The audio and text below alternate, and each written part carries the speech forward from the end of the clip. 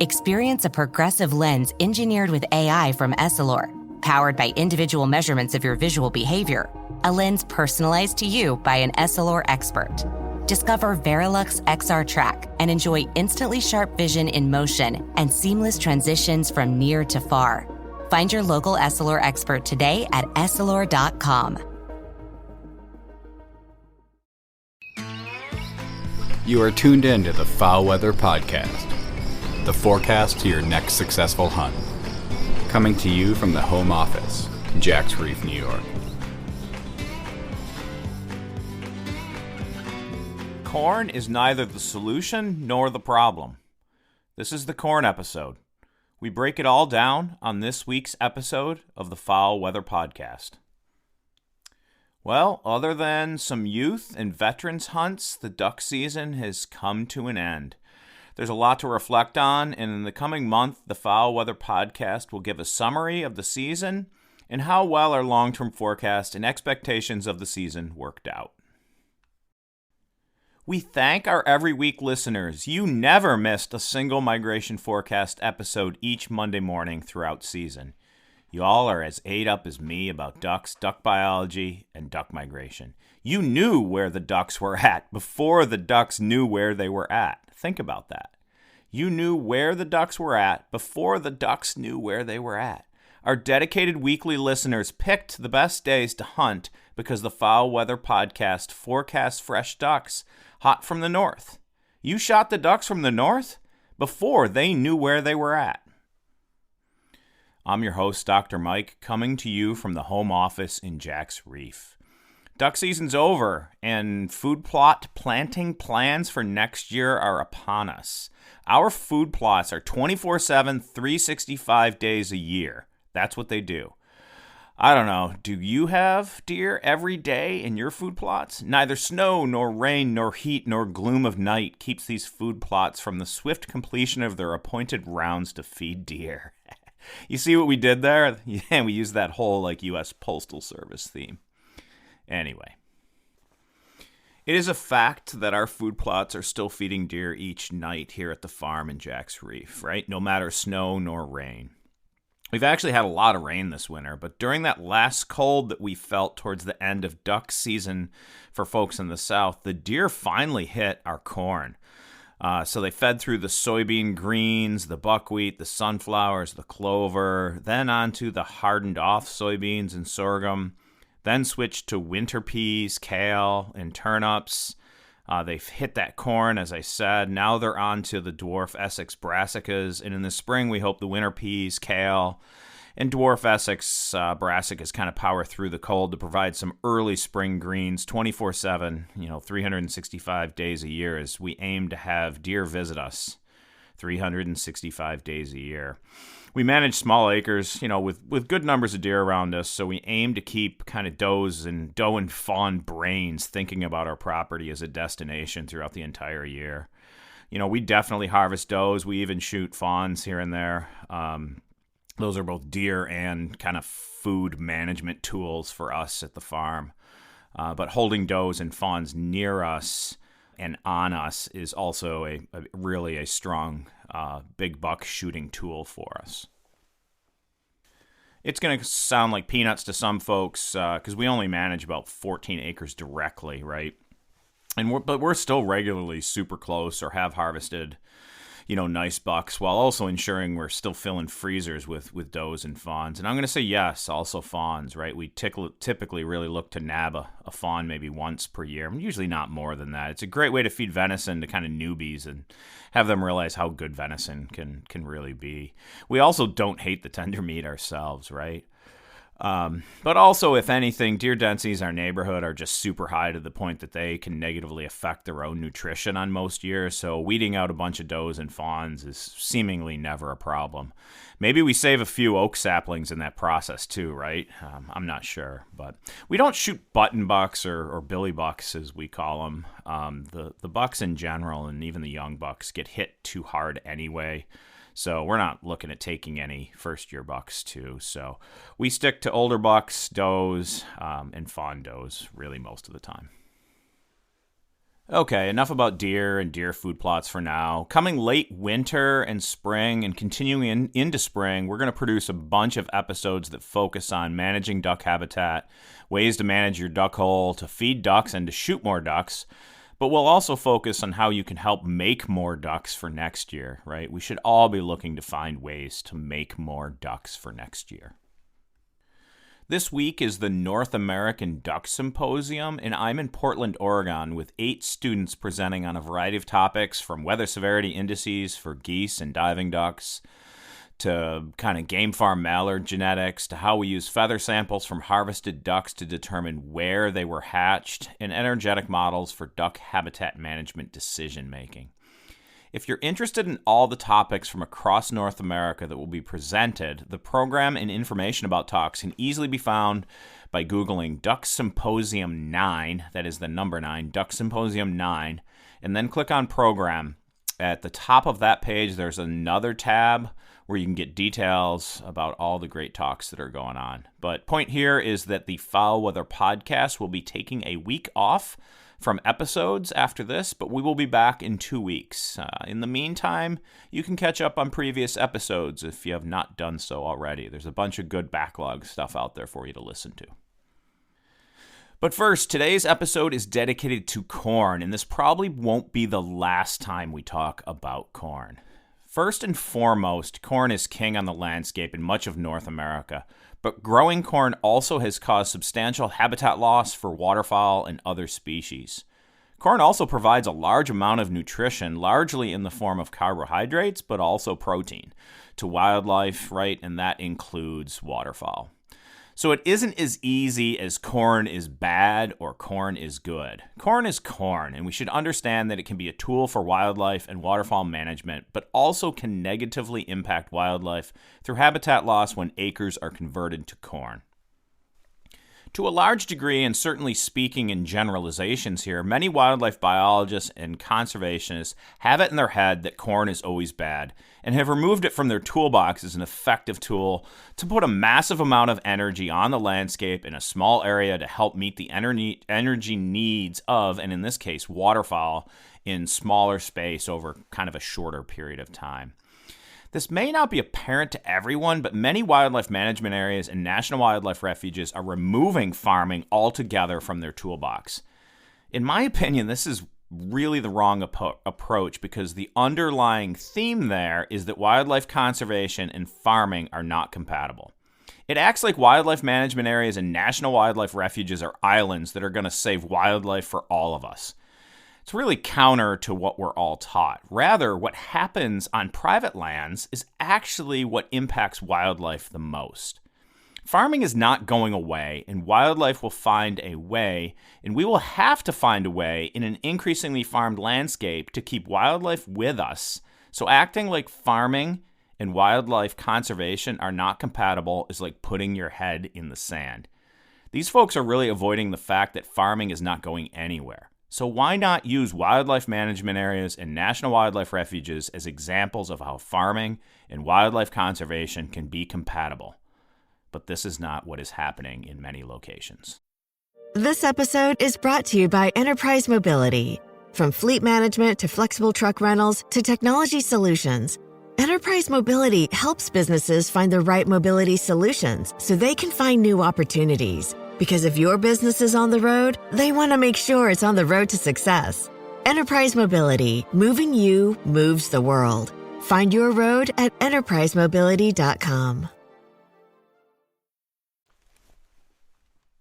For example, the National Wildlife Refuge System in the Northeast U.S. has all but removed farming through crude and what I'd call knee-jerk concerns about herbicide application, specifically Roundup-Ready corn or the application of glyphosate on GMO crops. So people are aware, and maybe some folks listening are just not aware of how kind of Roundup-Ready crops work. Glyphosate is the base active ingredient, and the trade name Roundup is simply the surfactant that makes this active ingredient stick to and translocate or move throughout the plant so that it's killed, right? And so there's various other trade names that incorporate glyphosate in them. So Roundup is really just that trade name, right? Without getting into the chemistry, the plant is genetically modified to tolerate glyphosate, where it kills other plants. So it can be, sprayed on corn once it's growing, while also killing the other plants that compete, right? And then thereby, that releases the crop, in this case corn, from competition with weeds. Anyhow, the Northeast U.S. National Wildlife Refuge System has moved away from farming, partially on the basis of removing glyphosate application on their lands. But my speculation is also that there has been a real strong philosophical change in what employees of the National Wildlife Refuge System in the Northeast would like to have refuges focus on. Refuges were started to ensure habitat and rest locations for waterfowl, but increasingly in the Northeast U.S., people are shifting away from a focus on game species towards non-game water birds and other upland birds, largely with an increased focus on biodiversity and conservation of endangered and threatened species, again, away from game species. In this case, on national wildlife refuges, right?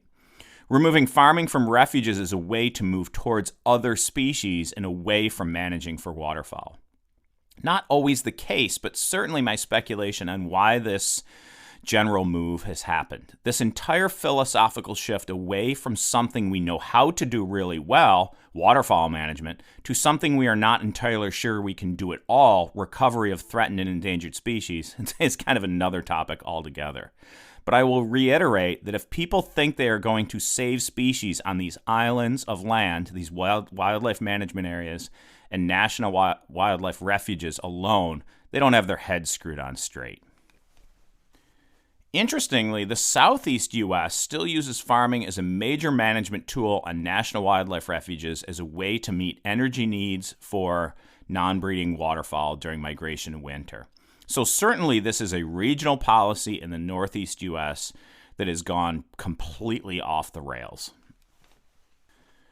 Corn, however, while producing an abundance of carbohydrates and protein, is nutritionally incomplete, and locations only focused on corn are certainly missing the boat when it comes to holding ducks, because ducks also need essential amino acids in the form of moist soil seeds and vegetation, as well as invertebrates that they cannot get from corn.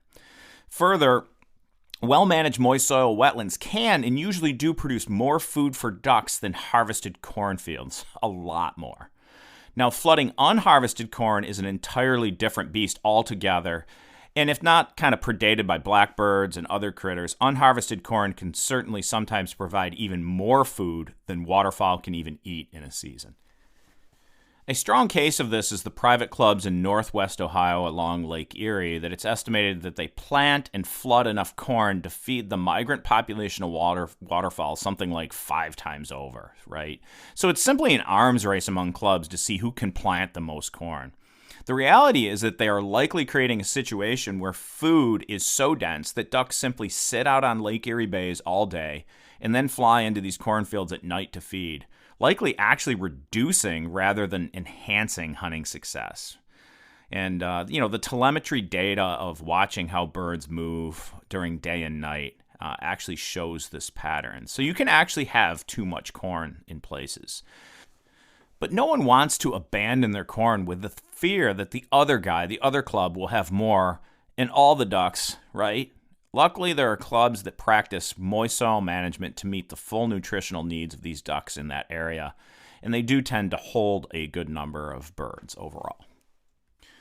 Okay, so this brings us to the point of tackling some myths about corn, and then I'll get into why corn is not your problem. I think we kind of just hit on why corn is not the solution, too, but more on actual kind of maybe negative effects of corn on habitat a bit later.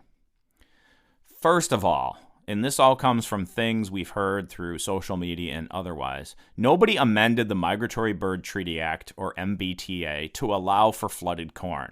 Growing domestic crops and flooding them has always been legal under MBTA. Never have you been able to manipulate the crop, right? And non-manipulated crops do not even fall under discussions about normal agricultural practices because this does not kick in until some type of crop harvest is attempted. So waterfowl can be taken over standing flooded crops as long as you do not manipulate that crop. I'm going to say this just to cover our butt here, though. Do not take anything in the Foul Weather Podcast as legal advice, all right? Okay, so flooding crops is legal, and there is no conspiracy among Ducks Unlimited and rich private club owners to modify the MBTA in 1998.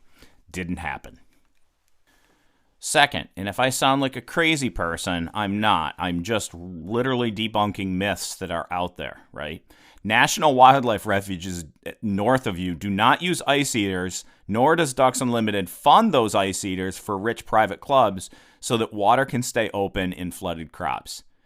Doesn't happen, but I know you keep hearing about it. Third, all right, and here we go. There is a two-punch reason why flooded corn is not affecting if you see ducks at southern latitudes. First, when I say duck, I think we all know that we mean mallards, right? But I'll use it generically throughout as ducks. And I'll talk about mallards specifically when I'm really talking about mallards, okay? So first, last year in the U.S., we planted a record 94.6 million acres to corn, which yielded a record 15.3 billion bushels of corn. Now, let's go through the quick math here as to how much waste grain energy for feeding ducks that produces. If we use 75, there's a little bit of math here, but hang with me, folks. If we use 75 kilograms per hectare of waste grain, which is the published average that is used for corn, that's what's left on the ground after harvest. And then we have to subtract 15 kilograms per hectare because it's some, low level of corn density in a field. It's just no longer profitable for a bird to feed. That is, ducks and geese don't eat the last kernel in a field most of the time. So we multiply that 60 kilograms per hectare out, converted to grams by multiplying by 1,000, and use 3.67 kilocalories per gram that waterfowl can obtain from corn, and we get a really, really, really frickin' large number in the billions of kilocalories on the landscape. I'm not going to read that full number here.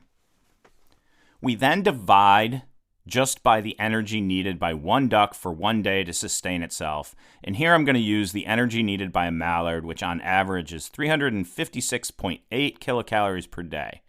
And then divide by 153, which is all the way, that's the numbers of days from September to the end of January. And that waste grain alone, hold on to your shorts here, folks, could feed 154 million mallards. If we use the energy needed by a Canada goose, which is a lot larger, that number still becomes 63 million geese that can be fed for a 153-day period on corn alone. All right, let's just say a quarter of those fields, because they're at southern latitudes and the corn rots before they get there, we're still at a half of 154 million mallards. All right, let's just take a quarter of that. We're still well over the entirety of the continental population of mallards that could be fed on waste grain, just the waste grain of corn alone in fields from those massive numbers of acres that are now planted to corn. 94.6 million acres of corn in the United States alone. There is a problem in some areas, though. A lot of people have seen field feeding on the decline, even at northern latitudes. Harvester efficiency in some places of combines is so great that really fields start below kind of that bottom density, right? The biggest offender of this is when it's cut as silage, which is cutting the entire plant down pretty early, right? And it's increasingly starting to happen with the increase in CAFOs, or concentrated animal feed operations, right? The loss of the small dairy farm has increased the number of concentrated animal feeding operations. And along with it, it concentrates animal waste geographically and causes increased water quality issues. Okay, that's a topic for another day. But small dairy spread out across the landscape was probably better for wildlife, probably better for water quality. And at that, probably better for people, right? But again, so diverging a little bit here, a discussion for another day. Silage, or this whole corn plant cutting and feeding to animals, is estimated this year at 130,000 tons. If we subtract this from the corn available, considering it zeroes fields out and there's nothing there This drops that number to 60 million geese and 146 million ducks, so it doesn't have really an overall impact. And again, I don't know, even take only a quarter of that somehow that's available to ducks and geese, and it's still really in the millions of birds. A substantial portion, if not all of the population alone, can be fed that way. The point? Even without flooded corn, waste grain alone laying in fields across the country could feed the ducks and geese on this continent many, many times over. The second major point of why flooded corn is not the primary problem of why you're not seeing ducks is that if it got cold and snowed like it traditionally did, that resource would be covered with ice and snow. Yeah, of course, people run ice eaters here and there, etc. But the reality is, and I've seen it, that when it truly gets cold and snows 2 feet, ducks leave and go south. And that ain't happening like it once did. Okay, so I've heard this before, and some folks are thinking in their head, given that it's warmer nowadays with less snow, if there wasn't flooded corn, ducks would just have to migrate south, right? Well, then we fall back to how much food is just on the landscape from waste corn alone, and the fact that most ducks don't just go south when they run out of food. They typically go east and west up rivers in search of food. Why go south when all you're going to do at the end of winter is you're going back north anyway? It doesn't make sense to add those miles and risk to your migration. Alrighty then, that is a lot of energy on the landscape for ducks and geese just in corn acres alone. We haven't even touched on declines in rice acres in coastal Louisiana and Texas, right? U.S. rice planted acreage decreased between 1995 and 2017. Particularly Texas, Mississippi, and Louisiana experienced average annual decreases of 3.2%, 2.6%, and 1.7% respectively. Annual Arkansas area was much smaller, right? Conversely, area increased on average of 1.6% per year in Missouri. The number of farms that farm rice also greatly reduced, which continues a trend of farm contraction we see, right, in farming pretty much everywhere. Fewer but bigger farms. But in the case of area in rice, less throughout traditional southern U.S. rice country, but a bit of an increase in Missouri, which has the potential to hold ducks at the boot heel latitude a bit longer, right? So the story's not great, right? Increases in food at northern latitudes coupled with declining food at southern latitudes, plus a warming trend with less snow. That said, it's not all doom and gloom because the weather, although on average is much warmer, it's also becoming more volatile. And so we should expect that those kind of short periods of intense cold might become more common. Just like the season-ending cold we just got. So being ready and knowing when weather severity index values are going to jump and weather's going to send ducks south, well, that's going to become increasingly important so that you can hit those best days to hunt fresh ducks. Last year, we're going to end with the negatives of corn on habitat or wildlife habitat, right? When corn prices per bushel get too high, which is driven by really complex supply and demand, subsidies to not farm go away, right? They don't go away. It's just not economical for the farmer to use a USDA, Natural Resources Conservation Service, something in CRP or WRP. Those subsidies, those payments don't make it worth it, right? When corn per bushel gets too high. This also allows banks to loan money to farmers for equipment previously too risky because the likelihood of return on investment and paying back loans is greater when corn prices are high and remain high, and the forecast is for them to remain high.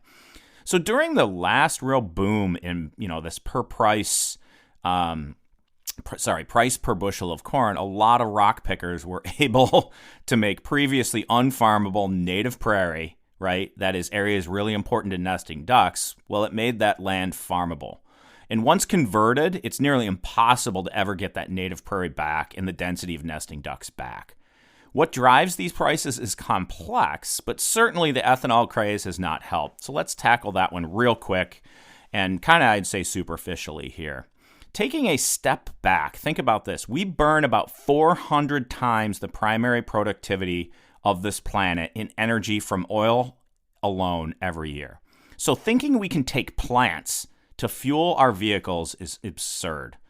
Also, the math doesn't work. If the aim, I'm not going to talk about climate change and CO2 here. I'm just saying if the aim is to reduce CO2 output, well, that ain't happening, right? Because the carbon sequestered by native prairie and other grasslands that's lost to ethanol production actually makes the CO2 footprint greater from growing corn for ethanol fuel than letting the grasslands on this planet just do that work for you. So beyond being bad for your engines in general, ethanol never made sense and just really needs to go away.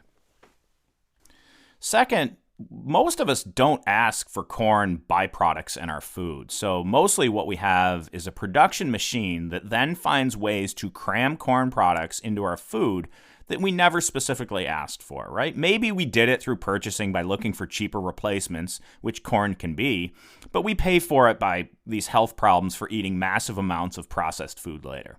I'm not going to go down this road too much because it starts to get away from the focus of the Fowl Weather Podcast, but it did deserve mention because the acres of corn on the landscape certainly have decreased duck habitat in the way of grassland, but also wetland drainage for farming of corn. Certainly, as I started, this corn is king and useful in so many ways.